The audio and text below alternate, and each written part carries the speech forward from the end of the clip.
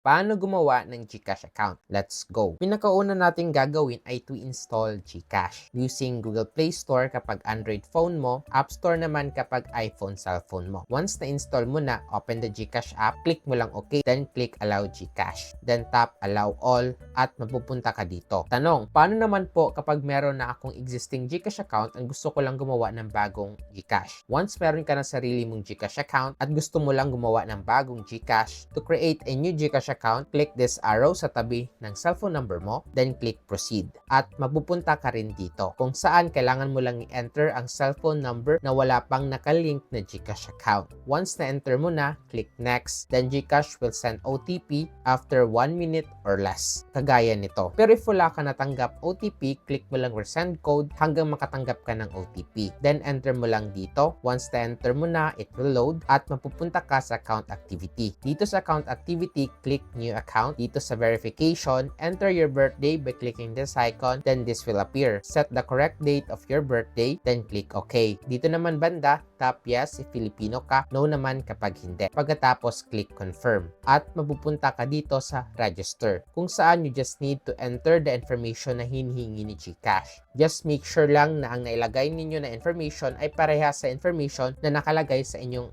valid ID na isasubmit ninyo once magpa-fully verify kayo. Quick run through. Dito sa personal information, itong first name ay ang pangalan mo, also known as given name. If you check your national ID, ito yon. Itong middle name naman ay iyong kitnang apelyido. Dito banda siya sa national ID, just in case national ID gagamitin mo. Kung wala ka namang middle name, check this box tulad ng ginawa ko. Dito naman sa last name, ito yung apelyido mo. If you check your national ID, ito yung label ng apelyido / last name. Dito naman sa birth date, since na-set na natin, kanina automatic na itong magre-reflect dito. Itong email naman ay any active email na meron ka kahit na nagamit mo na ito sa GCash mo dati, as long as nabubuksan pa. Dito naman sa nationality, since nag-guess ka kanina, automatic Filipino na agad ang nandito. Pero if hindi ka Filipino at namali ka lang kanina, you can click this arrow para maset mo ang nationality mo. Dito naman sa main source of fund, click mo itong down arrow at pumili ka lang kung ano ang source ng pera mo. If estudyante ka or senior, piliin mo itong allowance, pension, stipend, honoraria. If hindi ka estudyante or pensioner, piliin mo lang option na tugma sa source of income mo. Dito naman sa current address, if may plan ka na mag-verify ng GCash mo in the near future para mas mapadali ang verification, kung ano ang nakalagay na address sa ID mo, yun na rin ilagay mo. Dito naman sa permanent address, check mo lang ang box na ito and automatically kung ano na ilagay mo sa current address, magre-reflect na siya sa permanent address. Dito sa referral code, optional lang ito, pwede mo na hindi lagyan. Then click confirm. At mapupunta ka dito sa review information, kung saan ipapacheck ulit sa inyo lahat ng info na nailagay mo. Making sure na nagmamatch ito sa valid ID mo. If nagmatch naman sa valid ID mo at tama lahat ng info, scroll down ka lang, click mo lang confirm. Dito sa set MPIN, enter mo lang 4 digits MPIN mo and re-enter it here again for confirmation. Then check I agree, then click confirm. Then it will start to process your GCash account at mapupunta ka sa security update, kung saan kailangan mo i-click ang yes, register this phone. Once kasi hindi mo ito pinindot based on experience, hindi rin mag-proceed ang paggawa ng bagong GCash account. Once you click yes, magsisend si GCash ng OTP at once na-enter mo na yung OTP, click submit and successfully malilink na ang cellphone sa GCash mo, meaning hindi na pwede mag-login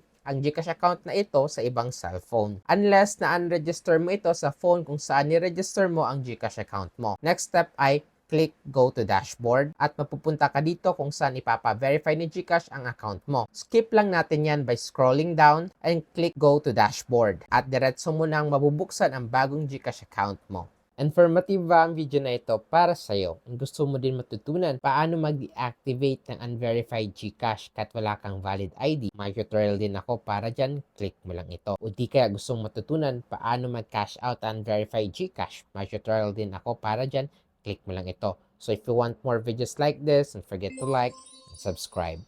Yun lang, see you in my next video. Let's go!